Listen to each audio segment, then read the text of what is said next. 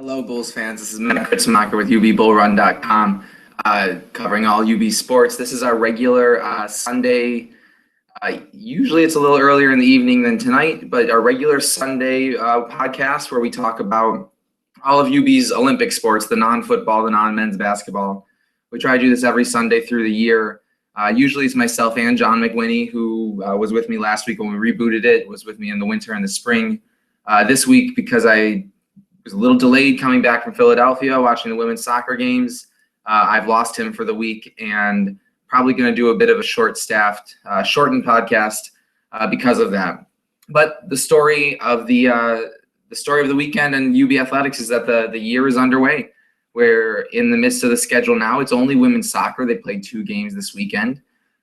But this upcoming weekend, both men's soccer with a home game against Seton Hill and volleyball with a match against Penn State, perennial absolute power in volleyball. New coach Blair Brown-Lipsitz, his alma mater, where she was 4-time national champion, multiple-time All-American. Volleyball is getting ready to start. And both of those teams, volleyball and men's soccer, have played some exhibition matches, and we've kind of seen a little bit of what they have to offer, at least. I think I put varying levels of stock in exhibition matches. Men's soccer has had some really diverse performances among their 3 matches, and I'm more inclined to lean on what they did in the spring, both when they played better and when there was more to work with. Volleyball, on the other hand, we've really only seen just in the last few days the intra-squad blue and white scrimmage. Thanks to Paige Miller, who always chimes in a bit on volleyball. We've got a little info on that beyond what just came from the school. And then at the end, I'll get to women's soccer, who's kind of keeping to the end so that I don't talk about them for half an hour and then end up cramming everyone else in. But they're kind of the biggest story right now because they're the ones that have played some games. So like I said, I'm without John tonight, probably going to be a bit shorter, but we do want to get this in on Sunday because we've moved the larger football podcast that we do with the full Bull Run staff. We moved that to Mondays this year if you hadn't seen that when it started last week. So starting with volleyball, like I said, they don't begin their season for real until it's coming Friday, when they'll start with a road match at Penn State, which is a big. They have 2 top 10 teams in their schedule this year: Penn State and Washington, and Penn State's right where they open it up with a bang. And that's part of a tournament. Most of their non-conference schedule comes in small tournaments against 3 or 4 other teams. In addition to Penn State on Friday, on Saturday they'll take on Villanova and Stony Brook. Kind of a mix of teams there. I think they've played Villanova recently in the past, if not last year, the year before. I run a little ramshackle right now, so I didn't look that up. And that story with volleyball right now is we started to get a look at maybe where people are in the pecking order. We've talked about in the past, both in on the podcast last week and in articles, we've talked about not quite knowing. There's a large freshman class coming in. There's a good core of returning talent, but there's also quite a few folks who left the program or don't seem to be playing this year, whether because of Reed Sunahara's departure for West Virginia and another coaching change, second, in the last 2 off seasons, or for whatever reason. But in some ways, there's some real strong returning pieces for volleyball. In some ways, there's some empty holes. And then the freshmen that are coming in some ways, they have real strong resumes. In some ways, it's hard to pick out how they'll step in. So this blue and white scrimmage was the start of it. It's the first thing that we have to go on. And I wasn't able to follow it at all, but thanks to Paige, who, if you ever see any volleyball stuff on the site, Paige will talk about it with you. He's good for women's basketball too when the time comes. Paige reports, the official UB outlet just kind of talked about the stats and ran through things. But Paige reports some really encouraging things from the women's volleyball. It was an intra-squad scrimmage, but some really good things. Cassie Shadow, I think, is probably the number 1 highlight. We're already kind of expecting a big year for Cassie Shadow. She made to the MAC all-freshman team last year. After not really playing a big role in maybe the first 6 to 10 games, she ended up playing in about 70% of the team's sets and putting up real good numbers both in blocking and scoring. And she's somewhere in the middle, kind of frontline player. And at this scrimmage, which I guess for the most part was broken down into upperclassmen versus freshmen with a few folks bouncing between or evening out some things, Cassie Shadow on 22 attacks, which is a high amount, but not egregiously so for a 4-set or a longer match. Cassie Shadow had 17 kills and no errors. Raises the question of maybe, who was on the opposite side amongst maybe the freshman team, and did she have an easier go of getting quality attacks off? But even so, to commit no errors, to not hit anything long, to not hit anything wide, that's very encouraging from someone who is going to have to be a big part of the offense this year. When I talk about places where a lot of people are returning, Shadow and seniors Akila Lane and Amber Hatchett are kind of some stronger, taller frontline players who are returning. But in terms of outside hitters and right side hitters, there's maybe not as much. Akila Lane has played on the right side before. We've talked about that on the site, and might be in to do that. But it's kind of a guess into who, in terms of outside hitters, where UB's points are going to come from. We're hopeful that Megan Lipsky is one of the seniors on the team last year, generally the number 2 most frequently used hitter after Talia Bishop, who's left, will step up and have a bigger role. She's been kind of streaky in the past and a little inconsistent. And so we're kind of looking for points from other places. And Shadow's 17 for 22 performance was extremely good. That would be good kind of in any sample size, even against an inter-squad scrimmage. Another newer face that really impressed was Megan Wernette, freshman. She's 6'3". She's the tallest player on the team. That it's good to see a freshman come in and do it. Wernette had a monster offensive production in her senior year of high school, both as a middle blocker and as a hitter. And let me find her numbers very quickly here. Finished with 11 kills and 7 blocks, which, if I remember correctly, is very rare for a UB player to have 7 blocks last year. I think Lane, Hatchett, and Shadow all were in the neighborhood of 1.1. One of them might have been just below 1, but the MAC leaders were at 1.2 or so. So to have 7 blocks, even in a 5-set match, which I think they played 4 sets, that would be 1.4 blocks per set, which would lead the MAC. So that's really good things to see from that freshman at a position of depth. On the outside, we kind of got to look at, in addition to Lipsky that we talked about, Valisha Watkins and Raven Jordan combined for 26 kills between the two of them. And Valisha Watkins led all outside hitters with 15 kills. I was not able to watch the scrimmage, of course, so I'm not sure how they were used. I trust Page's, what he has to say about it. But to get that production, Valisha Watkins was originally committed to the University of Texas,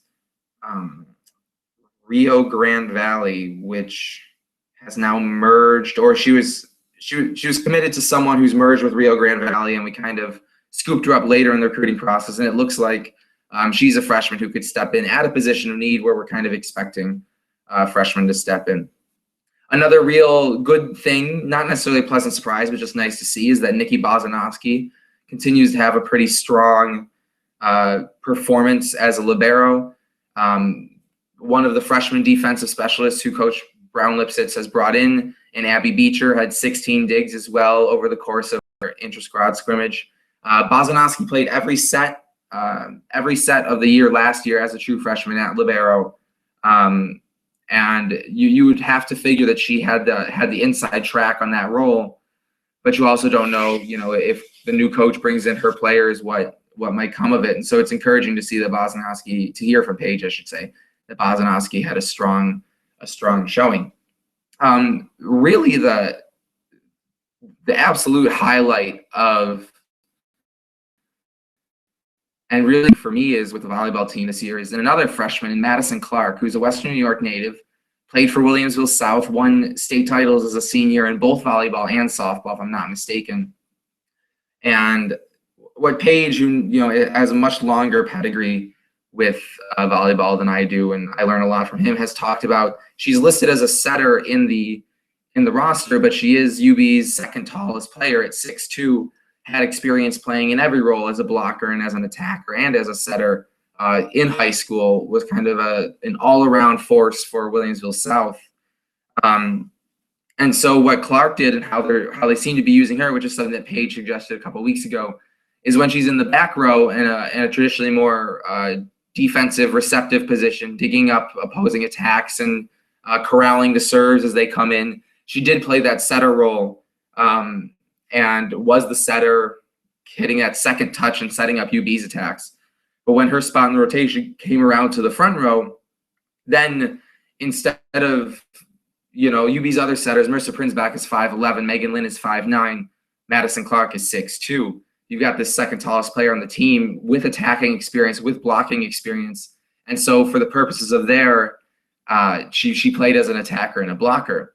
And what that does is it allows UB a lot more versatility. Effectively, she's subbing in for herself every time the rotation hits those spots, those transition points, without costing UB a sub in the set. I actually don't know off the top of my head right now if the number of subs you get per set are limited in collegiate volleyball. I know they are in high school volleyball. So Madison Clark, it looks like she's going to play a big role this year somewhere.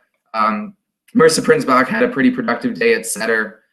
She's a senior this year. She came to UB as a junior last year, transferring in to come in and play for Coach Sunahara, and she stuck around. She had a good year last year. I think she grabbed the upper hand over Megan Lynn, and it seems like she's still playing good enough that Clark can play as a setter, and when Clark's rotation brings her around to the front row, Prinsbach can come in, and UB's effectively got this 6-2 rotation, 6 attacking players rotating in and out, and 2 setters rotating in and out.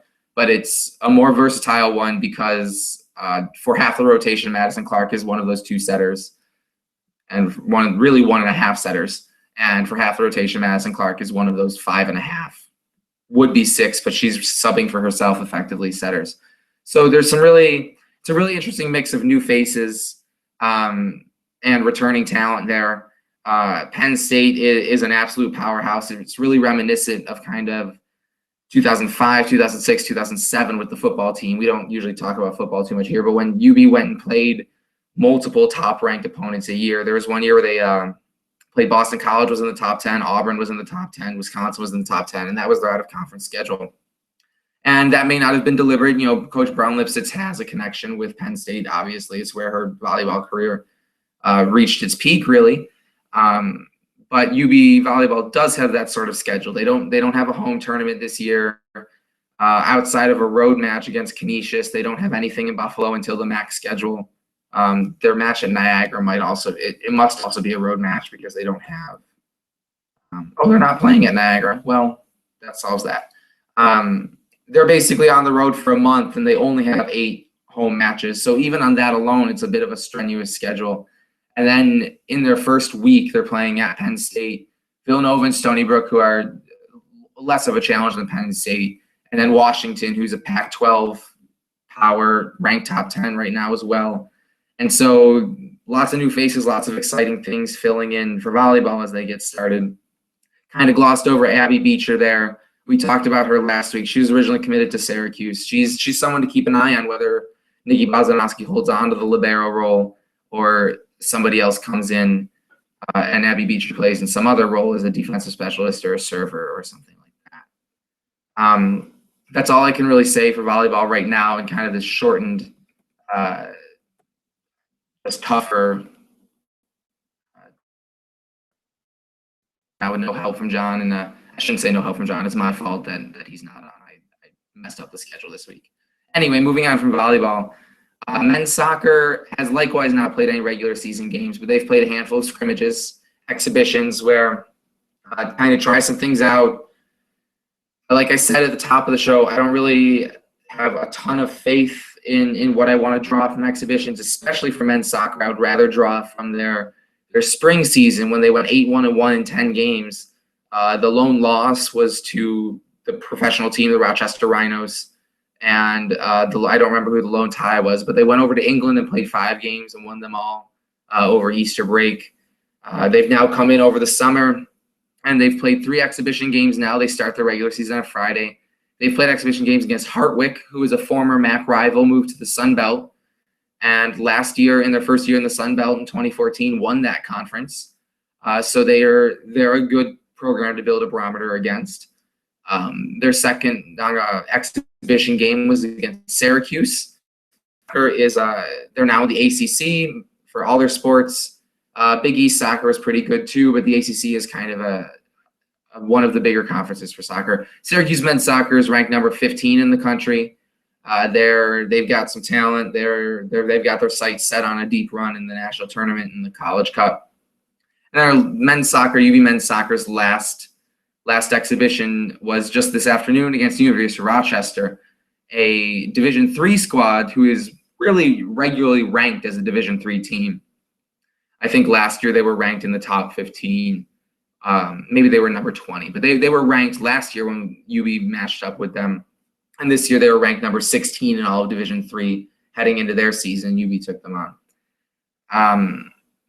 Really mixed bunch of results from the men's soccer exhibition schedules this year. Last year they won all their exhibition games, both of their exhibition games, I should say.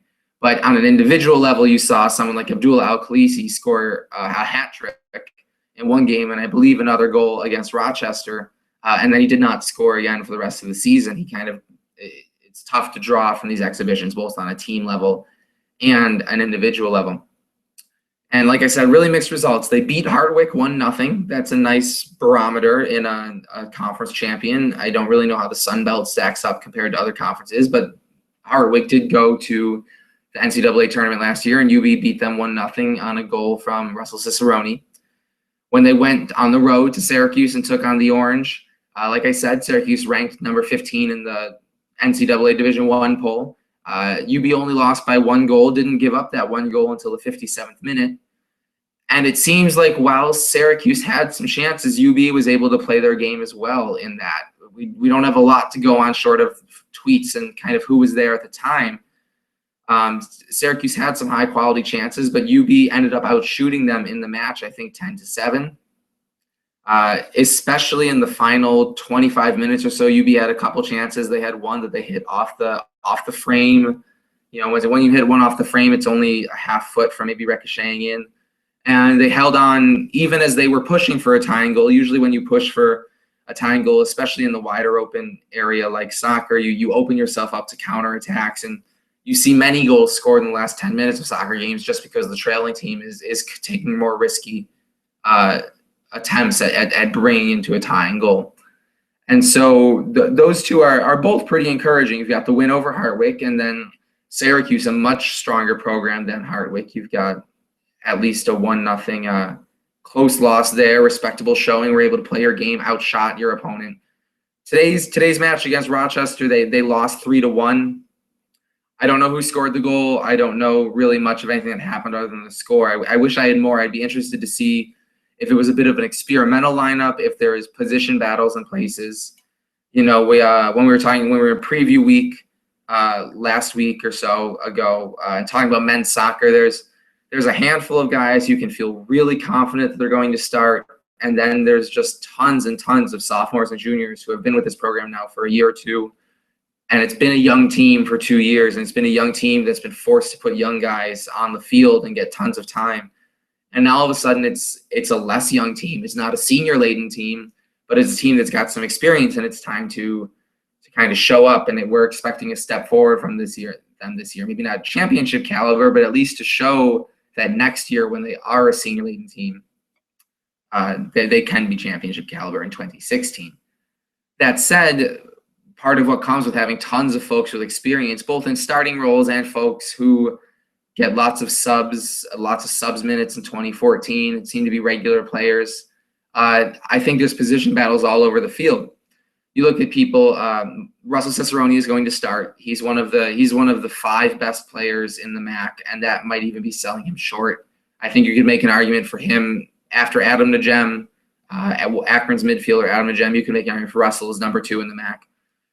Marcus Hansen, the lone senior in the starting lineup, he'll start. He's got years of experience with UB, and he's a nice complement to Cicerone's freewheeling, running everywhere ways.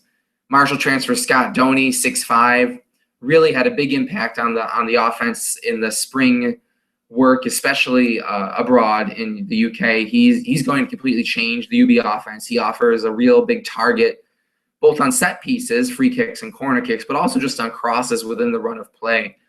I couldn't really see from any highlights from the spring how nimble he is and how creative he is with the ball on his feet. But even if he's just a guy who can get up 2 feet above everyone else on the field to head a ball in, that's going to change things. Someone's going to have to mark him, and that's someone who's not going to be able to play off Hansen and Cicerone. Those two are near locks to start. The rest of the midfield is a little tougher. It kind of questions, I've said in other places, it's tough to nail down exactly what Stu Riddle does formation-wise with his midfield, and sometimes whether Hansen and Cicerone are kind of forwards or are they midfielders. Pretty much everyone in an attacking role last year played sometime on a midfield wing, lone striker. Sometimes there were two. It's kind of amorphous there.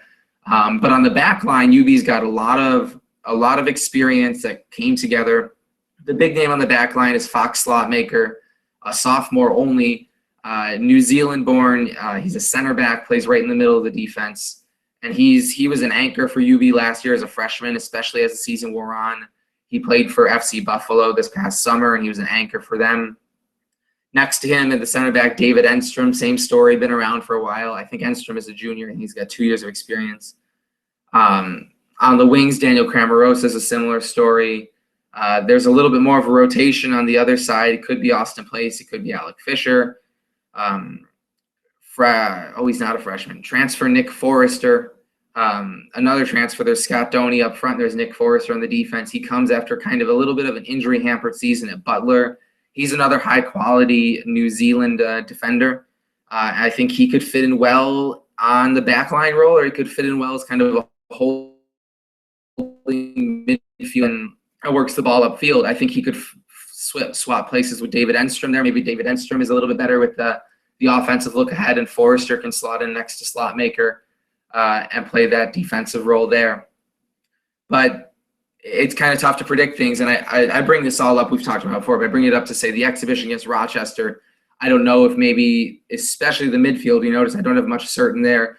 Folks like Braden Culver, Dylan Cope are the two names that I really think are pretty likely to be big names in the midfield. But there's also, let me pull it up here quickly. There's also Ryan Pereira, who's gotten a ton of time. He could play a role in the midfield. Like I said, Forrester and kind of Fisher in place, depending on what they do and how they move around. Freshman Ryan Aspenleiter comes from Central New York, and I think he could see some time as a freshman. He was a big player for Pittsford Mendon in the Rochester area, who they advanced to the state championship if they did not win it his junior year, and he was named most valuable. There's players up and down the line. It's really hard to nail down quite what's going to happen. I wonder if the Rochester result, that 3-1, is a result of playing and trying to get some folks into the lineup and see what they can do. We saw that on the women's soccer side in their exhibition against Cleveland State. Ashley Evans and Andrea Kniper started at center back, even though Jackie Hall is, of course, never going to step off the field. And Evans was hurt quickly, and then Megan Simmons played the remaining 80-some minutes. But you kind of saw maybe an audition for the center back role there. All that said, there's take it or leave it what you want to see from the exhibition. I think there's a greater sample size than last year when the exhibition slate for UB men's soccer had a 0-0 tie, a 5-0 win over Monroe Community College that saw 3 goals from Abdullah Al-Khalisi, like I said, and then a 2-0 win over Rochester.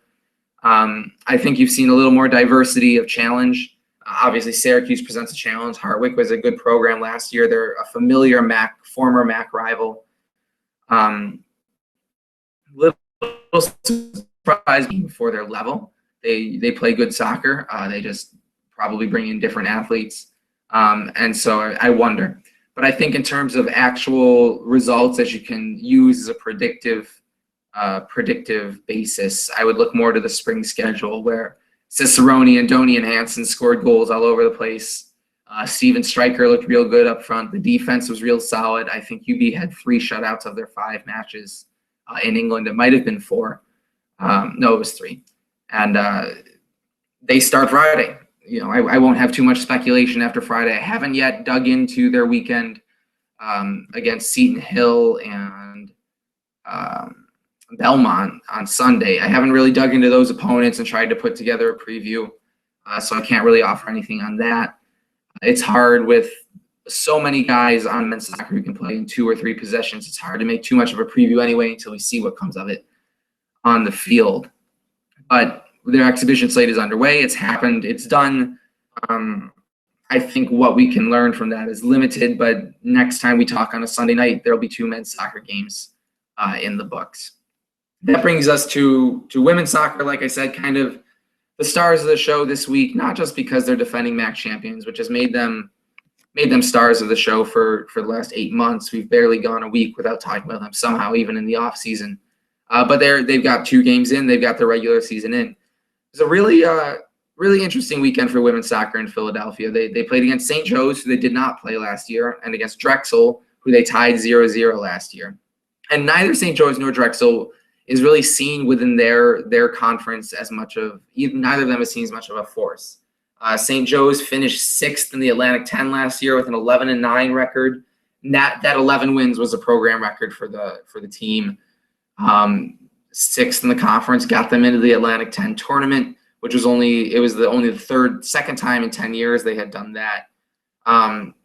They didn't graduate too much, but they graduated enough. But they came out. I really wasn't expecting too much from them. The Atlantic 10 has some very good women's soccer teams in Dayton and some others around. But St. Joe's really kind of had the textbook way to disrupt UB women's soccer, even the UB women's soccer team that we saw back in 2014, let alone one just starting off its season with only 1 exhibition match under its belt, one with new players, very talented, very players that we're very excited about, but new players in a couple different roles in the attack. And then all the holes on the defense have been filled by kind of folks moving around at positions. And it takes time to build some chemistry there. You know, we've talked a lot about Carissa Mucatrona, who's a redshirt freshman transfer from Colgate. She didn't play because of injury last year, who was a 3-time All-American at Williamsville South, scored 161 goals with their varsity team in high school. We're very excited for her. You know, she played with the Empire Revs over the summer, and folks who watched them say she's a creative force. She's stepping into that Katie Roberts role, and there's no doubt that she can score.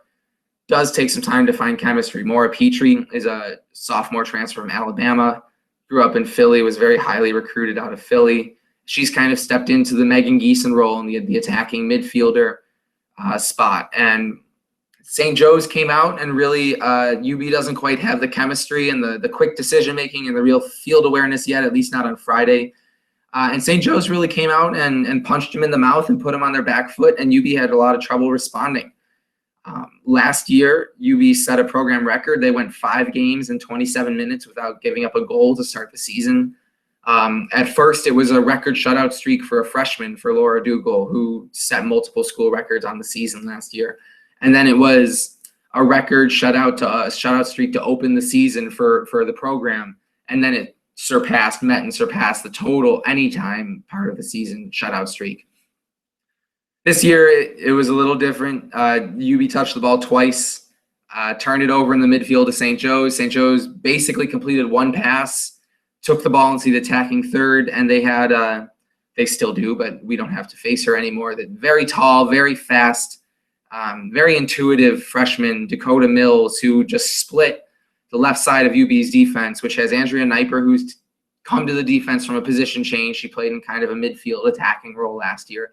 And Brianna Shingari, who is a freshman starting at defense, seemed to have more of a wide wing midfield attacking role in high school coming back. And I suspect, I'll get to it in a moment, that Shingari has shown so well in the offseason that Coach Burke just wanted to find a way to get her on the field. And I think she's proven that. But when St. Joe's cut right through kind of the newer part of UB's defense, they scored a goal in 22 seconds.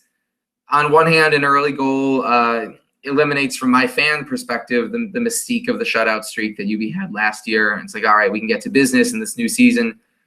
But to give up a goal in 22 seconds really, really puts you on your back foot.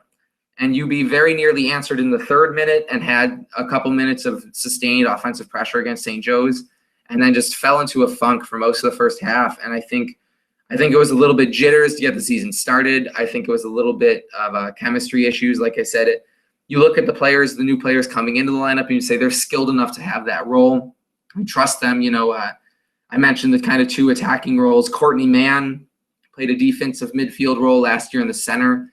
And Coach Burke has moved Kristen Markovitz into the middle there, up from the back line. I thought that maybe Angel Hart would do that, and it's effectively the same move, someone from the outside fullback up into the middle.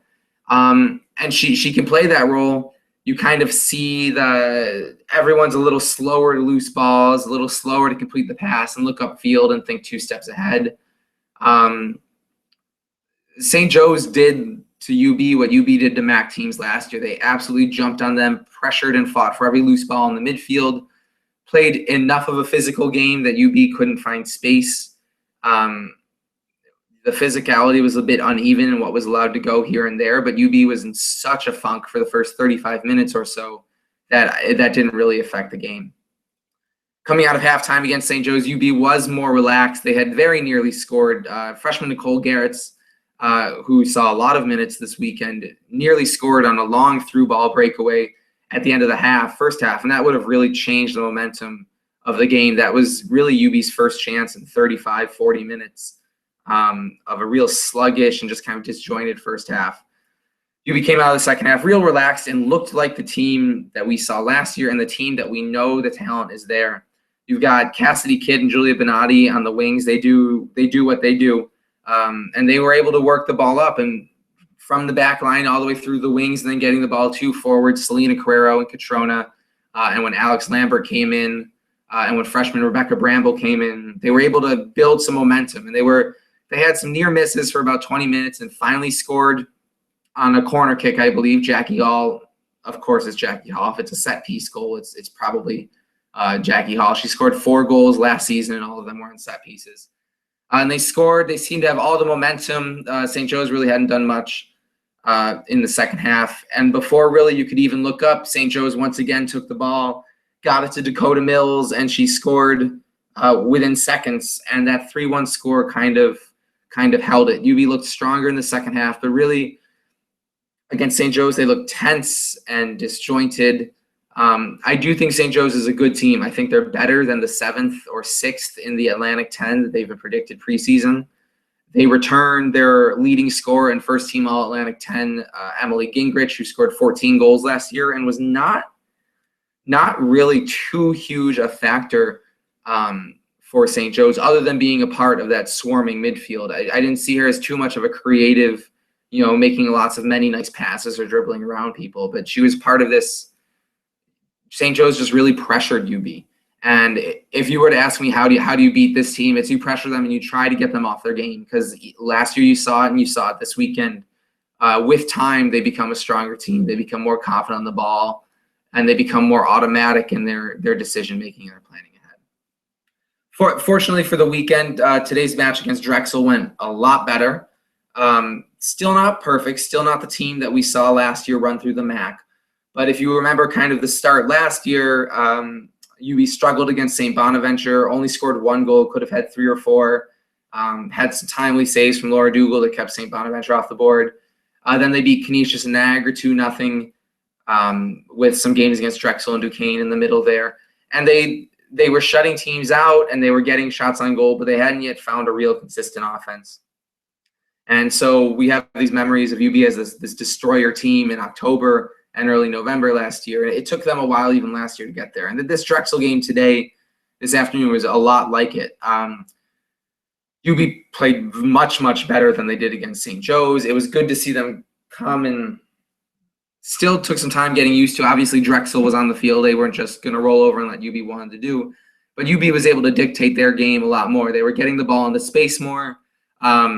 They were running with the ball with some urgency when they were moving to a crowd. They were looking a few steps ahead and kind of building the offensive flow that we saw through Coach Burke last year. If it gets into the middle, kind of a longer ball off to the sides for the forwards, and if it's off to the sides, Kidd and Benatti working it up and trying to make something of it. UB had a lot of chances to score in this game. I think the last year's game against St. Bonaventure is a really interesting parallel. Carissa McCatrona, we see why we're excited about her after she was kind of invisible against St. Joe's. She had a great chance 15 minutes in that really should have been a penalty, maybe twice over should have been a penalty. Looked real dangerous. The midfield looked good. Maura Petrie is the starter, but she's in a bit of a platoon with Dana Lytle perhaps. And I'm really impressed with Lytle in that role. Last year, she kind of remained on the wings, either as a fullback sub in the defense or kind of a longer runner for Kate Urbanati on the edges. But she's come in these first two games in a central midfielding role, and she's really demonstrated some good creativity and awareness on the ball and a willingness to fight for 50-50 balls and loose balls, which was a great strength of UB last year. Was part of the reason that Megan Geeson was so underrated in that central attacking role in the midfield. Dana Lytle looked real good in the first half, and the defense, the back line, looked much more cohesive than they did against St. Joe's. You can still tell that Andrea Kniper is maybe getting used to the position, and maybe Kristen Markovitz is getting used to being a step up from the back line. But they looked like they worked together a lot more. It didn't look like anyone was out of position. There were some very solid individual plays. UB was finally able to break through late in the first half. They had tried to work the ball up close to net for a couple times, and eventually the Drexel defenders left enough room for defender Angel Hart to take a longer shot. And she was given enough room to take a play, to really take her time and place it, put it inside the post, and UB took the lead, and that was real close to halftime and had the momentum. The second half was not necessarily as positive. UB still got lots of chances, but it was a very hot day, and Drexel's turf way out in the sun. There was really no out in the open, no breeze coming through a wind tunnel or anything like that. And you could tell that it was really wearing on the Bulls. I think Coach Burke used his entire bench today. And all the subs were quite good, but it wore down, and Drexel over the course of the second half got more and more chances and more dangerous chances. And it started with one here and one there, and then it became two here, and then it became 5 minutes of pressure. And it slowly built up to the point where for maybe the last 20 minutes of the half, UB just didn't have the legs to challenge for the ball in the midfield. They were either getting an offensive chance out of it, which throughout the whole second half, UB still could have scored 4 goals in this game. When I talked earlier on the men's side, soccer opens itself up, especially late in games when the trailing team is looking to equalize. That leaves a lot of room for the leading team to be dangerous on a counterattack. And UB was able to find a lot of chances. Alex Lambert, a forward sub sophomore, had a great chance and wasn't really able to miss the goaltender on a breakaway. There were a number of really dangerous crosses and free kicks in towards the box that nobody was able to get a leg on. And Drexel just kept bringing the pressure. UB was able to hold on. I think we really saw on Sunday today the depth of UB's bench. It might not quite have the starting and playing experience at the collegiate level the men's side does, but there's not very much drop off when Bree Shingary comes out on the back of the defense and freshman Megan Simmons goes in, fellow freshman, or when Catrona and Carrero are getting a rest up top, Alex Lambert and Rebecca Bramble, freshman Rebecca Bramble, all the freshmen are getting time. And that's really good to see. UB has real speed and tenaciousness in their subs up top. Nadia Johnson is back. She hadn't played for 2 years due to various illnesses, maybe one illness, but due to illness. And she looked good. She looked physical for the ball. She had a couple nice runs and maybe a chance. I think every position short of Jackie Hall, Andrea Kniper, and Angel Hart saw a sub in and out this game, and they needed it. It was a real hot game. It really took a gut check effort towards the end for them to stick it out. But in the end, they did. And it was much closer to the team that we saw last year, and not necessarily that they need to be in late season conference tournament form now, but at least to the style. They played their game, and they were able to dictate things to Drexel a bit, and they were able to slowly build momentum and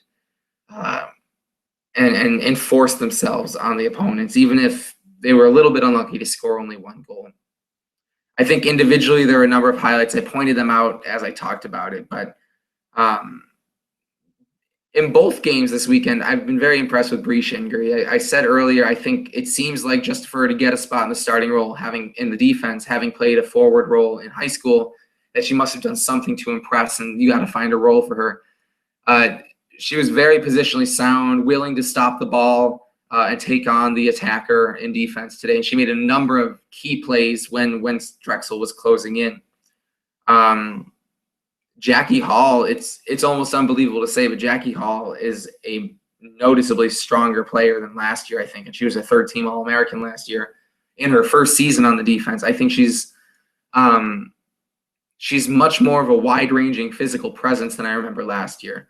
And part of that might be that as much experience as Andrea Kniper has, she's not quite what Sophie Therian was next to Hall last year. So maybe Hall's being more free-ranging and aggressive. But I feel like I noticed Hall make more spectacular and kind of clearing good, just solid plays than I did last year. I think she's improved. I've already mentioned Dana Little. I think she was really shown something that I don't think we saw last year.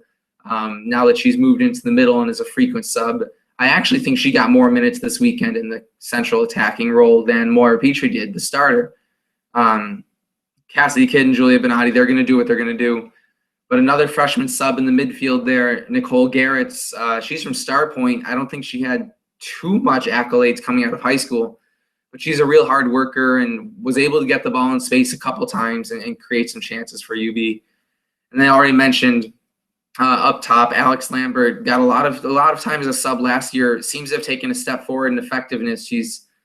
When the ball comes to her, she's got a little more in space. She's not fighting off a defender quite as much. She's usually got better position.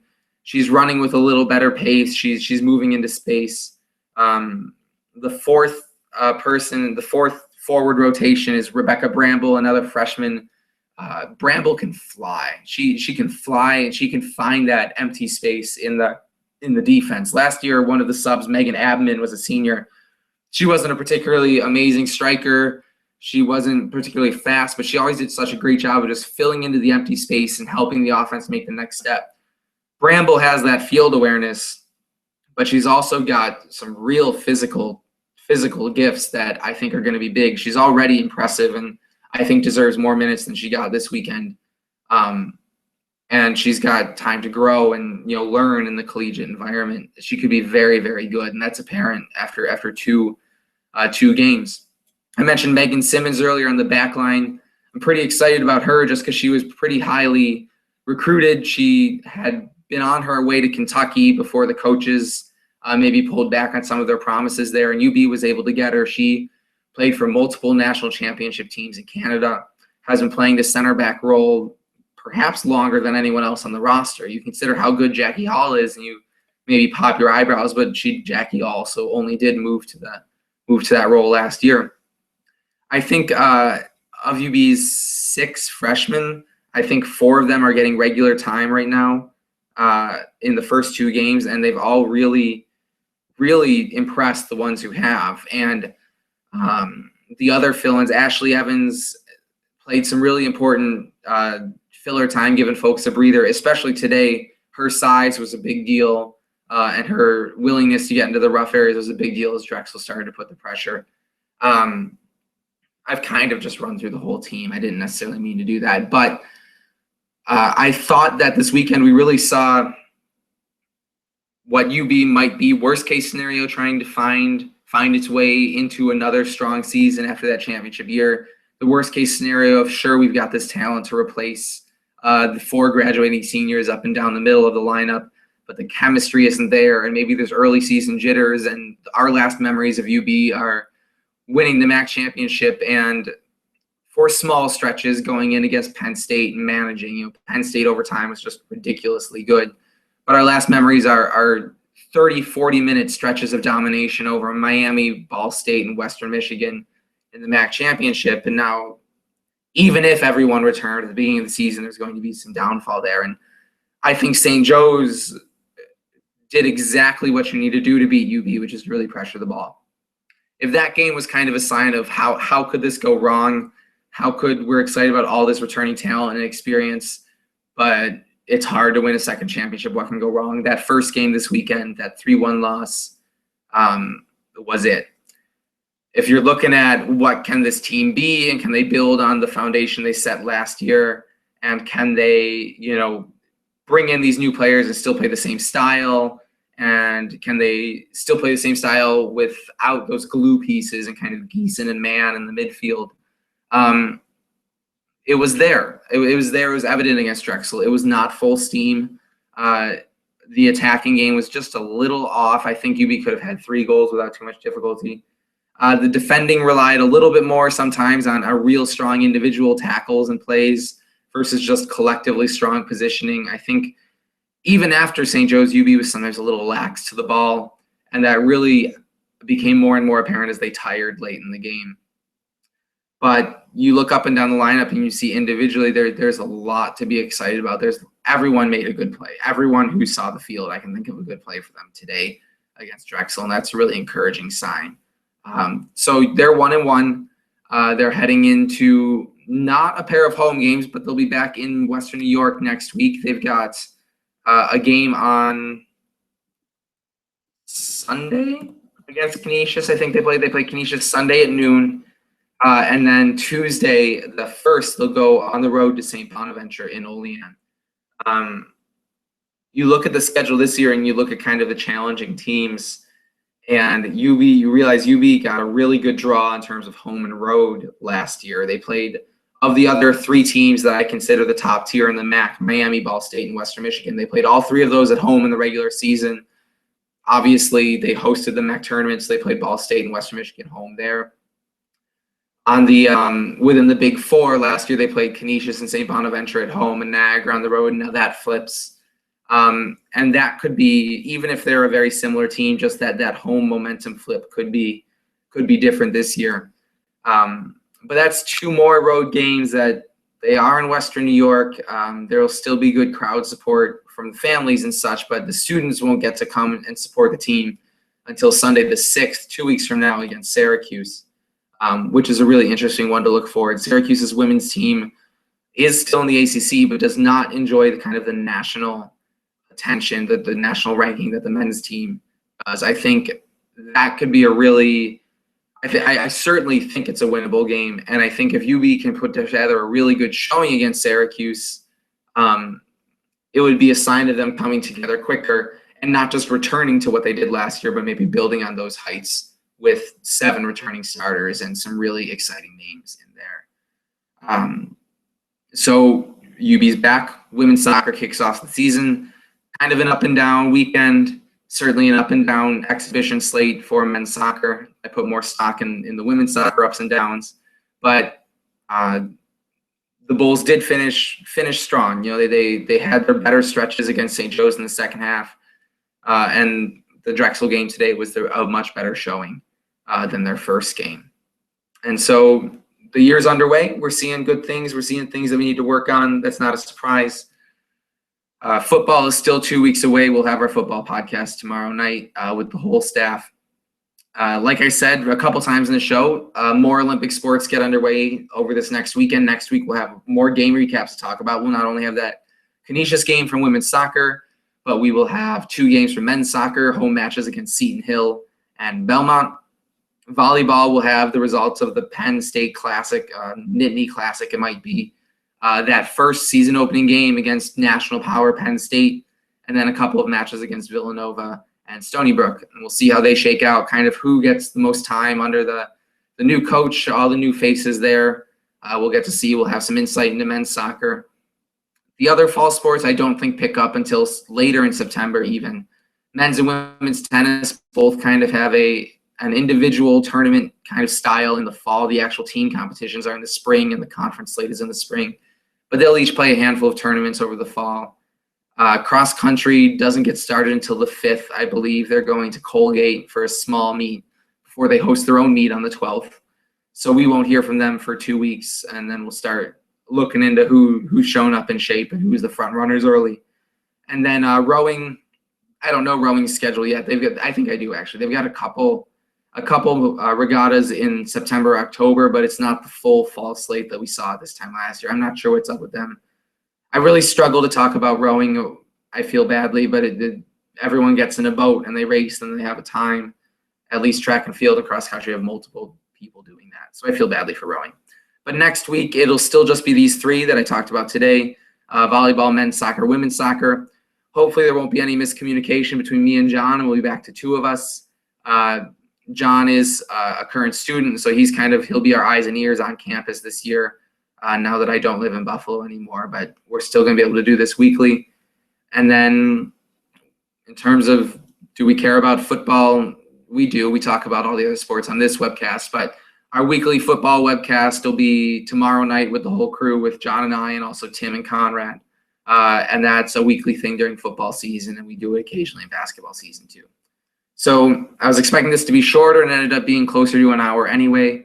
Once again, I'm Matt Gritzmacher for ubbullrun.com. Cover all UB sports. This is a weekly podcast every Sunday night, covering all the non-football and non-basketball sports. I call them the Olympic sports because I think non-revenue is a bit pejorative, but we just talk about all of UB athletics. We cover them all on the site. You can read more there. That's kind of the story. Thanks for watching. We had 2 or 3 consistent viewers live, which is nice to see. We did not have that last year. And I know a number of people watch it during their work week. If they don't stay up to watch it now, they'll watch it tomorrow morning. I'm really glad to hear from them and know what they do. And we will keep trying to provide the best coverage and talk about what we can and talk about UB every week. With that, have a good night. Have a good start to your work week. Enjoy the end of the summer before Labor Day. Catch you later.